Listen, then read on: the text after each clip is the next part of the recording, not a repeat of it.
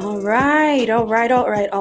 Welcome everyone to the MudBox podcast. I am your host, Pavi, and I'm here with Trey. Welcome, Trey. What's goody? What's popping? How was your weekend?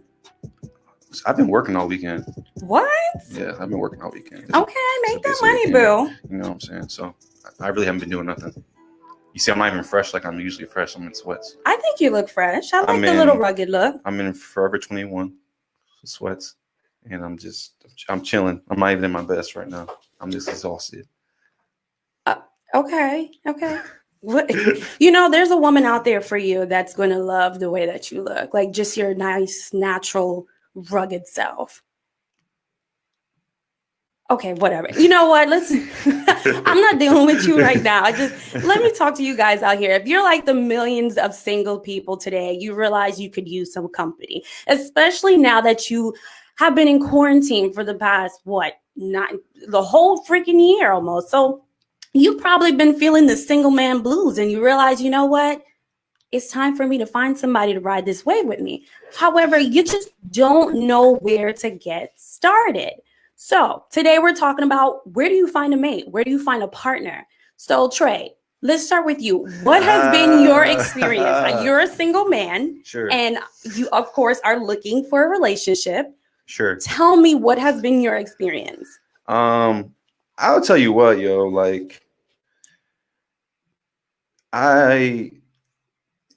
so I'm not ashamed to say that I've been on dating apps, Tinder, Bumble, the Black app. I've been on dating apps. Even Facebook has a dating app. Right. So I've been on them. And you know what's crazy? I think what I hate the most about my dating experience, especially, I don't want to put ladies on blast, but of course I'm trying to find a wife. My problem is that whoa, you can't just go quick. You say you're trying to find a wife? I am 28 years old. It's time to. I mean, I've been trying to settle down for me. I've been trying to settle down for a long time. It's always been in my thing to settle down. But I'm 28 years old. I'm not really here to play games. Mm-hmm. So when I go into these conversations with women, I'm very straightforward. Mm-hmm. I'm like, yo, this is what I'm looking for. This is what I want. Right. And when you come, and it's crazy. Girls are like, apply the pressure. Apply the pressure. Put it. I need you to put it on me. And then you tell them, this is what I'm looking for. This is what I want. And then they get kind of standoffish, scared. Why are you coming so strong? And it's like, this is what you asked me to apply the pressure. You asked me, this is what you're looking for. I'm telling you, I want to get married. I want to settle down. I want to pay the bills. I want to take care of the house. I want to take care of you. You tell a girl this and they'll be like, I don't know. And then they dip. We talk. You'll do a talking stage for 1 or 2 months, and then this done. So you feel as though the women that you've been interacting with have not been serious themselves. They say they want something serious. They say at the beginning, and then at the end it's like, nah. Which if you're not feeling me like that, because you're not feeling me, that's one thing. Cool. Right. I'm not everyone's gonna feel you, but when it's I'm like, well, we're current. I know I'm not. I'm not ugly. You know what I'm saying? I'm not. You know what I'm saying? I'm not hot. I'm in between. I'm 7. You know what I'm saying? But dang, you can't. Not one of y'all want me after we talk. So that's the crazy part. You're a handsome man. I wouldn't think you would have those issues when it comes to women. I think you would just have them falling all over you. No, I'm in a desert right now. You dry. Dry spell. Dry. Super dry. I'm in the Sahara. What about you? Where you meet people at parties? Yeah. Oh, me? So for my experience, I have not had the greatest experience when it comes to guys. Meeting people, I will say a lot of the guys that I had deal with, I met them through either friends or at work. But none of them last. They didn't go any further than maybe a few months. But now that I'm actually really looking for something meaningful, a more deeper relationship, I honestly don't know where to go. I've heard people say, put yourself out there. And you're like, what the fuck does that mean? Me going for walks damn near I'm going out in my sports bra and some tights. Like, I don't know what else to do to make you see, like, look, I'm showing my body here. I'm working out. So come talk to me. Like, I go to bars and restaurants by myself and nobody's approaching me. I have no idea what's going on. I have no idea. So I've tried the dating apps right now, and I will say I have met a few gentlemen on there, but right now nothing's come to fruition. So I'm having a hard time. So I mean, I don't know what to do. I don't do. Guys aren't approaching me. Guys don't talk to me. And if they are talking to me, they are a bit fresh. And I'm not into that right now. You telling me you're so sexy. I know that. Tell me something I don't know. And then it's not like I'm trying to be like, I'm not trying to be. And that's on period. Period. Like period. But no, I'm not trying to be like rude or think I'm better than. It's the idea of come with me with some respect. Show me something that someone else would normally do. Like, I feel like we live in the hookup era. So this whole idea of what can I get from you fast and quick in a hurry, right, is what this idea and approach that a lot of gentlemen are coming at me with. And that's not what I'm looking for. Okay. So what are you looking for? I'm looking for something. Don't do that. What are you looking for? Okay. I am looking for someone so I can be supportive and loving towards. I could say I've never really been like that towards any guys that I have actually been with. And why was that? What did they lack that you, in those relationships, what did they lack that you need this new person to have for you to do what you need to do? They probably really didn't lack anything, but I had this mindset that if you can't fight, you can't protect me. I had this fight in me. Like, I'm very, like, some people, when they meet me, I can be very, like, forceful, very rough and tough. Like, sure. Or what one of my exes says, like, you always trying to be the man. Like, let me be a man. Right. Which was a problem. But I've been raised to be, don't let a man take care of you. You can do it by yourself. You don't need no man. That whole mindset, which a lot of Black women are raised like, take care of yourself. You don't need no man. And I understand that to a certain extent, but I think what it has done is put us in a place where we don't need no man. And then when we're looking for one, we don't know how to operate. We don't know how to be wives. We don't know how to be girlfriends. We don't know how to serve. We don't know how to submit. Because when the first thing we hear about submit, we think of control, when that's not the idea. Now that I have this new idea and I've gone through my little spiritual stuff, I understand that my man is my covering. He is my provider. He's my protection. And my job when I'm submitting is to be his support and to love him and to cherish him and to build with him, not break him down and tell him, no, I'm equal with you and I can do that. I don't need you to do that. No, I need you. I want to love you. I want you to love me. I want to be there for you. 100.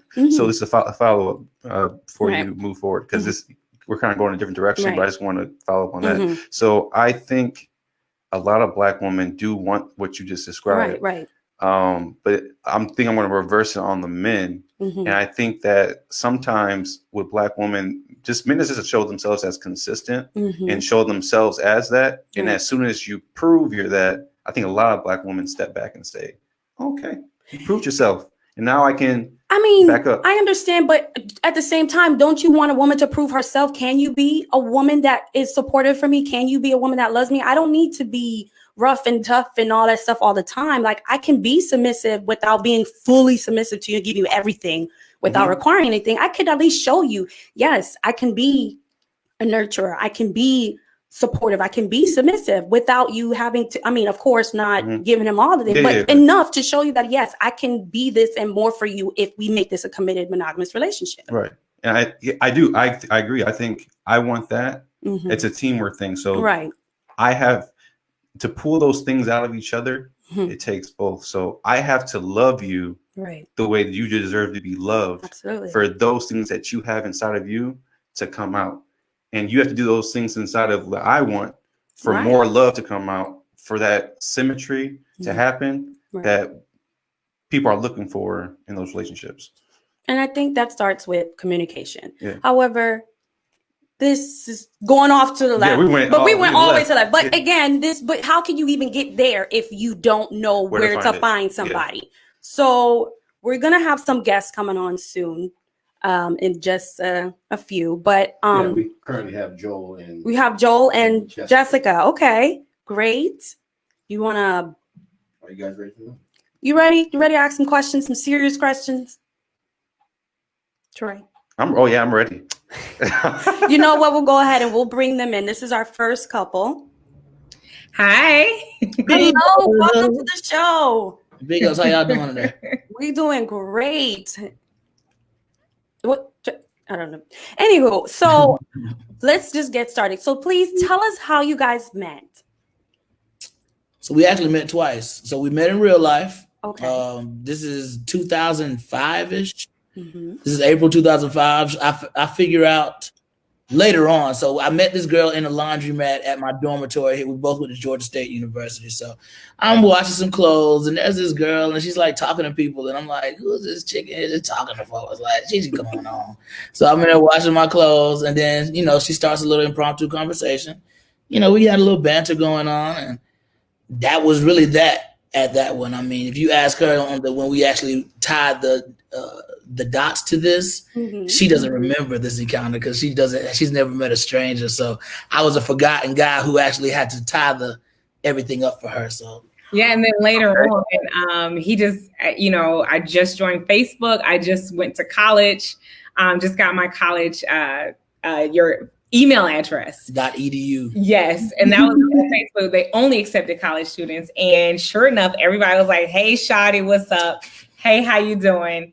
And he finally came and was like, "Hi, my name is Joel Myers, and I wanted to get to know you." And it was like, "Oh." Nah, that's not what I said. It was, "Hey, I'm Joel. I'm doing what you said guys should do and making the first move." Making the first move. Bingo, because you had that on your profile. Yeah, making the first move. And it was something. So I was like, everybody else was, "Hey, Shy," just like you said, I don't want to be just another number. Mm-hmm. I want to know that, you took time, and he read my profile, and, and that's why I was like, let me give this guy a shot. And I mean, talking led got the phone number. So Facebook was the means to get the phone number, and then conversation after that, 2 weeks. Then we had our first date. So kind of slow compared to today's standard, but we still here. We still getting it in. Good to be with you all. Oh, so you guys hold on a second because we have another couple to come on in to join us. We have Alex and Kyle. Are they here yet? Hold on. I think they're trying to get together. Oh, they're trying to get it together. They still need a little time. Still a little time. Okay, we'll give them time. We'll stick with our seasoned couple here. Big ups. So Trey, did you have any questions for them? I mean, no. But I was listening to her stuff. Jesus. What kind of cool host is you, boy? What y'all do? Listen. Okay. Listen. They explained that they met on Facebook, and I told you many a times, and when we've talked on the side, that social media is the way for people to meet. You know what I'm saying? I told you what my thing is. I'll meet you on social media. Let's have some FaceTime conversations. And then, move on from there. I think it's kind of crazy how people don't even pre-date before the actual date to go on a date. Now that you have in FaceTime. Okay. So time is too valuable. Like, I need to know if you're gonna be worth my time right off sooner than later. So okay. So our couples are ready. Our other couples are ready, correct? All right. So we have Alex and Kyle. Let's bring them in. Hi. Hey, y'all. Hi, how are you guys? Good. Good. How are you guys? Sorry, we're trying to figure out the camera here. No, you're fine. You're fine. So what I just want to ask you guys, since we have you here, tell us, how did you guys meet? We met on a dating app. Let's go. Yeah, Let's tell you. I heard you earlier, and I was just like, man, don't shy away from the dating apps. We met on a dating app, and we talked for about a month on the phone. Mm-hmm. No FaceTime, nothing. And then we went on our first date a month later. Yeah. Wow. See? Wow. Yep. And so you guys felt more comfortable talking for at least a month, but no FaceTime, no nothing? You weren't worried about catfishing or anything? What was it that you said to me? You said, "Oh, I don't do FaceTime," and I was just like, "Oh, I'm gonna find out one day. I'm gonna find out soon." Word? Yeah, it was. I think it was comfortable though, because we had the opportunity to just talk to talk. It wasn't anything. It was out of respect and out of just took away from the the pressures from, I guess, anything camera related, if that makes sense. Like it was just strictly words. Like what do you have to say to me with your words? So no, that's a good one. I would have never thought of that. Wow. Oh, audio went out. This is Ash. Oh, there we go. Are they here? Ashley and Terrence. Oh, they can't. Can you hear me now? They can't. They No, can't. we can't hear you. Oh, you're telling them you can't hear. No, Okay. we can't hear you, Ashley and Terrence. Got your mics on. So let's see. Hold on. Give me 1 second. Oh, we got 3 couples in the building. Yeah, this is great. So This our is first great. couple is actually married. Our second couple that came in, they are dating, and this couple here is engaged. Is that correct? Wow. Yeah. So we got. Jealous. All right. Can Yeah. you, Joel and Jessica, can you say something? Because Check. Yeah, we muted a little while everybody was speaking. Can you hear us? yeah. So Okay. just Ashley and Terrence, we can't hear you now. Let me see something. All right. You should. All right. There you go. Terrence and. let me see. Y'all hear us now? Yeah, now we Yes. Here. So welcome. Could you please tell us how did you guys meet? I'm gonna let Terrence. Oh, so we didn't meet on a dating app. I actually met her in the club, a club neither one of us would generally go to. So it was one of those nights. So I'll tell honest. I was in the club. This was 5 years ago, so I was still always out and about drinking with my homeboys. And I saw her, and I was like, "Oh, she's cute." And I had to get a little liquid courage in me, so I'm gonna lie, I was drunk that night. And I walked up to her, and I was real polite, and I was like, "Hey, how you doing?" You know, she was actually traveling in from Houston. It was for one of her friends' birthdays. And I was real polite, approached her, and I said, "Hey, can I get your number? You know, stay in contact with you." After I didn't already spent money at the bar to build up the liquid courage to talk to her, she was like, "Thank you, but no thank you." So she tried to reject me. And I was like, I said, "You know, I'm not going to back down." And I said, "Oh, that's cute. You got charisma." And so she like, and then we continued to talk. I continued to talk to her and her friends. And I was like, "So you going to give me your number now or no?" And so we ended up exchanging information there. And that's kind of how we started. And then throughout the night, we didn't really talk anymore. It was pretty much, you know, that brief conversation. I got her number, and we both kind of went about our ways. I generally wasn't the type to get a number and try to cuff her the whole night in the club. You can't cuff a girl in the club. Nah. No, you Not can't. me. That's not even smooth. Oh, she's doing. Oh, not her. She was trying to do her thing too. Oh. Yeah. Before I approached her, I had already saw her reject a few guys. So I already had my eyes on her, and I was like, well, you know what? I'm still gonna go for it. In my I wouldn't have did it. I wouldn't have did it. I can't take no L's. You can't take no. I'm only taking private L's. I can't take no public L's. What? Why not? Like, I mean, that's the point. You gotta get the courage.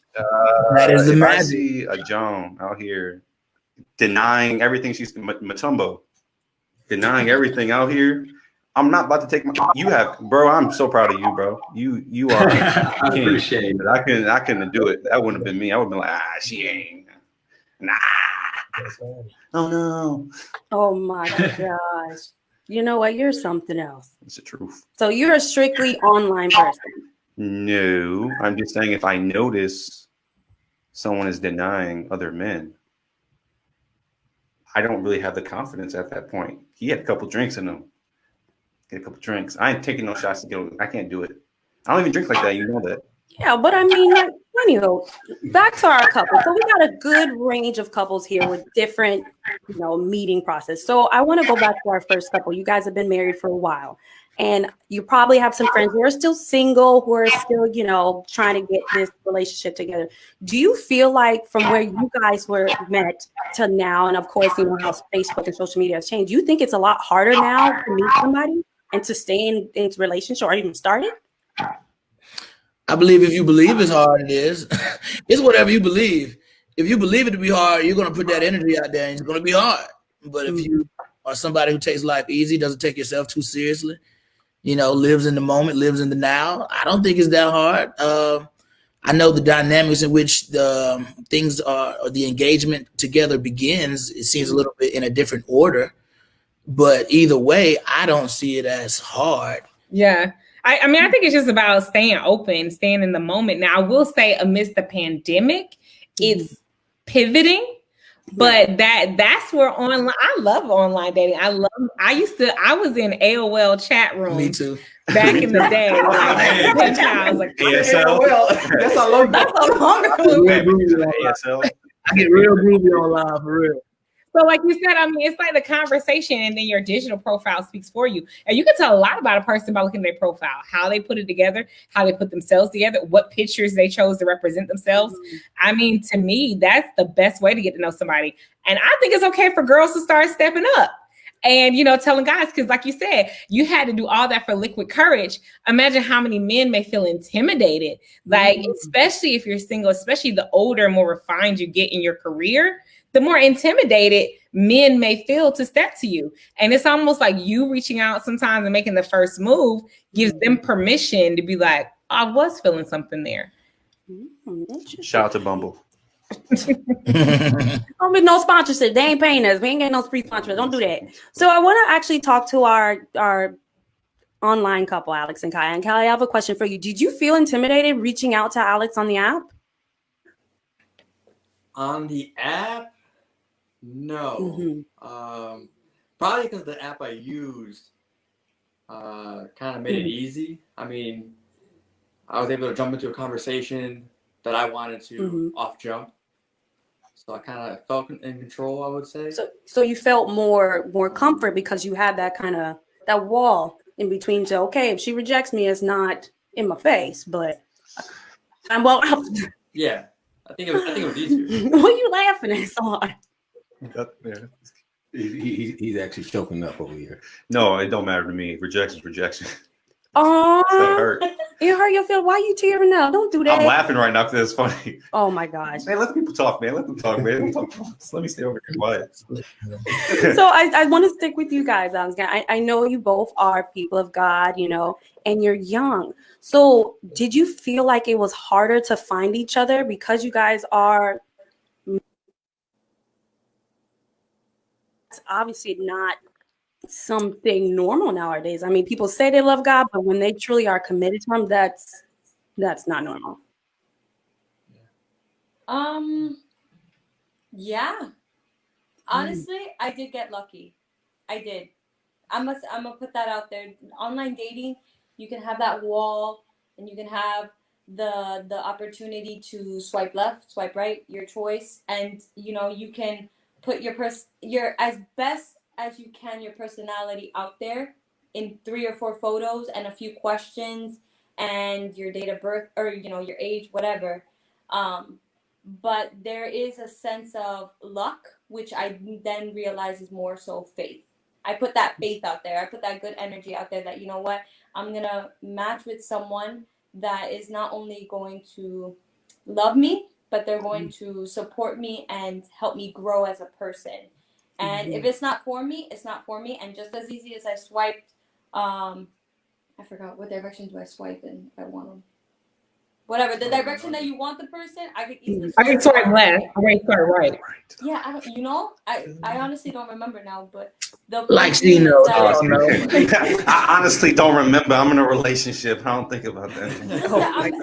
We've been dating for a year and a half now. So, and we knew afterwards, after actually that. But we were intentional. I mean, I was very intentional from the very beginning. Yeah. So I put out what I expected and what I wanted. And if you can match that, then we can keep moving forward. Exactly. Right there. That's it right there. That's the exactly word. what I said. I know, putting yourself out there. So I want to go to my engaged couple, Ashley and Terrence. So I have a question for both of you guys. I know you probably have single friends who are out there. Happy for you. You guys are getting engaged.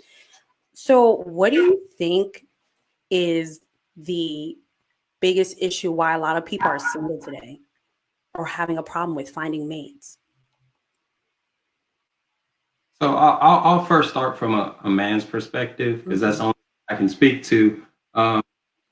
past couple, it's all about intentions. I will say when I met Ashley, like I thought she was attractive. I wanted to get to know her. But I don't know how well I had intentions of, being in a relationship. And so that's the reason. I think we just got engaged last month. It was probably prolonged because of me, and I didn't have the correct intentions. So it created some roadblocks in there. And I would say a lot of my friends, they'll say they want this, and relationships are hard work. Mm-hmm. Men aren't willing to put in the work of a relationship, nor do they have the intentions of settling down. And a lot of us, and that's the thing we talk about, putting public profiles out there. You're going to put your best face out there. You're going to say you're a man of God. You're going to say you work hard. And then none of that matters if you don't have the correct intentions, because men will get as close as they can and then back off when it's time to get serious. I've done it. My homeboys do it. It's prevalent. Wow. More like an epidemic. And you, Ashley. Thank you. I mean, I could definitely agree with that. And I'll probably even say that the intentions is some. So Ashley, what about you? What do you think is the biggest problem when it comes with a female's perspective? Just in full transparency, I don't feel like the female friends that I have that are single, I think they will make wonderful partners when the guys are ready. I don't know if it's just like women, we get to the space quicker. We understand the sacrifice and maybe commitment it's going to take to be in a relationship or have a family before the guy's ready. At this point, I feel like most of my friends are more so discouraged than anything else, because a lot of guys stick around 2 weeks, a month, and you're dating, and the apps do make it easier. You get coffee here, you grab a movie there, get wine there, but they never really seem to roll into anything long term. Mm-hmm.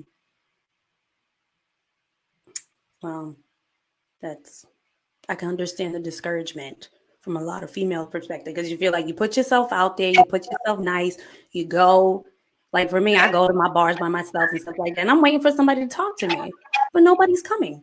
And then I'll say the one time I actually did, this man damn near tried to rape me in my house. So wait, time out. Well, everybody have to ask, how do you go from the bar to okay. I said I was leaving. I said I was going home. He was like, I'll walk you home. Okay, fine. He want to walk me up there, and I was like, you know what, fine, whatever, just fine. He was being a gentleman until we got into the apartment, and he almost got cut. Intentions, exactly. He gave me one thing, and then I got something else. But again, praise the Lord, I didn't come out. You know what? Missing. I want to ask. This is our cameraman, Mr. Kenny. Come on. I'm here. This is one of the things I want to ask our couples, and maybe you took it to ask too. Mm-hmm. What are some of the craziest or weird ways that you're hearing other people fall in love? Like for me, I'm married. I met my wife because she was my neighbor. That was it. So she was my neighbor, and we were like always hanging out, and I'll be like, hey, what you doing today? And it progressed from there. So I'm always wondering what other ways, like another friend of mine, he met his wife because she was his lawyer for his trial, for his baby mama drama. Oh Lord! So she was his lawyer. Hugh, not murder charges. Okay. No, not murder. No, like he was going through trials with his wife. Hold a court case, family court case things for his for his baby mama, and so that's how they end up being together. So I'm always wondering, what are some of the ways that you guys are hearing, or even your personal experiences? Anyone, if anyone has one. I mean, for me, it's just wild that me and her met twice. It's almost like the universe is like, no, you guys are going to make y'all's moment.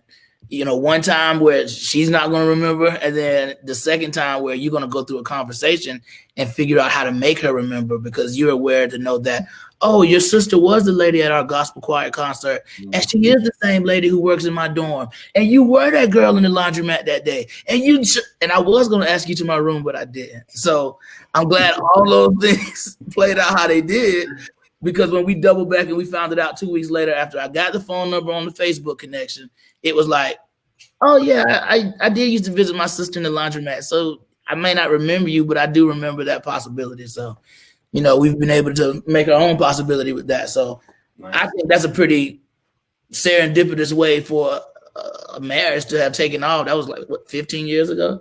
That's dope. Wow. So we met twice, the second time on Facebook, and I didn't know who I was messaging. I was just messaging all the freshmen because I was a sophomore. All the freshmen. I was doing advanced search, class of 2005, women interested in friendship, relationship, and random play. So, you know, whatever came through. Oh, wow. I'm a computer science guy, so I knew advanced search filtering through those details. I have friends who now engaged, and they met at homecoming, like, you know, at a Black homecoming, just out and about, you know, getting chicken here, dancing, let's just slide over there, and, you know, swap numbers, and fast forward now, they're engaged. I have another friend who's engaged. Honestly, her mama put her down. She had a friend who had a friend, and he was handsome and, you know, and successful, and she was like, put them together and had them meet holidays. Like, oh, can you drop this off at this house? And now 2 years later, wow, fiance.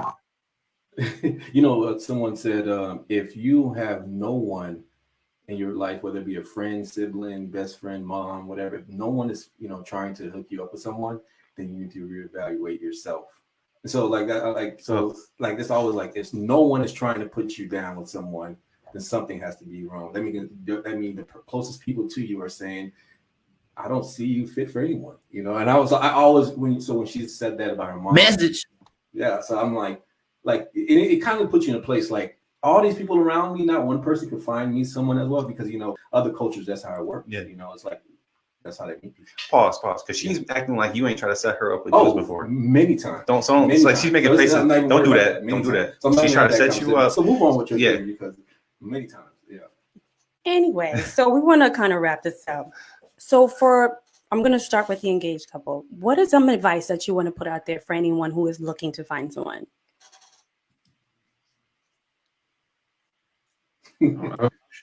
Honestly, I think, especially we talk about dating apps, especially in the world of social media, you got to kind of get past everybody's like putting on their show and really find like who you're comfortable with. I would say I met Ashley because she was attractive. We were long at the time, and our first phone conversation ended up being hours into the night, and I kept calling her, I kept FaceTiming her. And it was really just that quality of time. Is she easy to talk to? And I see myself with her as far as like around my family, around my friends, corporate America, like really thinking about the future of that person rather than just immediate intentions. I think for men and women, kind of just long term versus just that initial reaction. I'm on the opposite side, and I'm going to tell you from a female's perspective, like, listen to what he's telling you right now, today. That's what he's asking for. These are his intentions today, so that we don't make things bigger in our head. Sometimes I think we can get a little ahead of ourselves into thinking someone is so enamored with us that this is going to be my husband, and all he did was say hi. So, I would say the opposite for the woman. Listen to what he's saying today. Is it quality? Instead of, I think, making this dream bubble of who he can be, who is he today? Because what if he doesn't just get there? Are you still going to be comfortable and confident with that partner who he is today? Right. Good job. When people show you their true colors, pay attention. Right. Thank you, guys. Now, Alex and Kyle, our younger couple, please, what would you leave for us out here? I think you have to get out of your comfort zone. Once you get out of your comfort zone, first you have to evaluate yourself, figure out, all right, I've been doing this X, Y, and Z for a while now. I haven't got the results I wanted. So you have to get out of your comfort zone in order to get different results. So like from my end, I was stuck in like the bike scene, and that was my lifestyle, and meeting people that way. But I never got what I truly wanted. And I'm not big on social media at all until, I heard about it from a friend, this person. All right, let me get out of my comfort zone and let me try this. And it worked. And I would probably just say that, like, speaking about comfort zones, is that you have to kind of evaluate, I think, where you are and just be honest with yourself. Because before you can step into this scene, you have to know where you are in your heart and whether you're ready for that new chapter, that new season. Because, like, to be frank, I wanted a date. And then my man here decided to ghost me for like 3 days. And then when he finally messaged me, I'm like, oh, so now you want to message me? And he was just like, no, you were working all weekend, so I was being respectful. So I had to reevaluate what's happened in my past and kind of be ready and be like, you know what, if I'm going to go into this new season, I got to do it with an open heart, and I got to do it with new expectations for myself, and just kind of have a clean slate always. Wow, thank you. Thank you for that. And of course, that was a really good word. And for our seasoned couple, what advice do you have for us out here?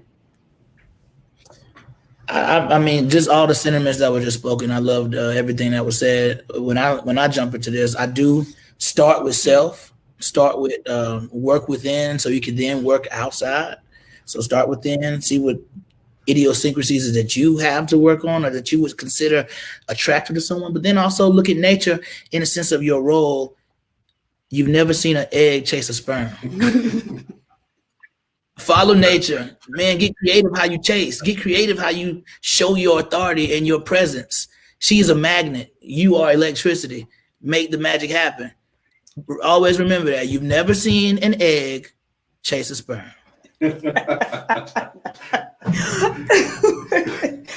Oh, good. Thank you guys so much. Jessica, your turn, please.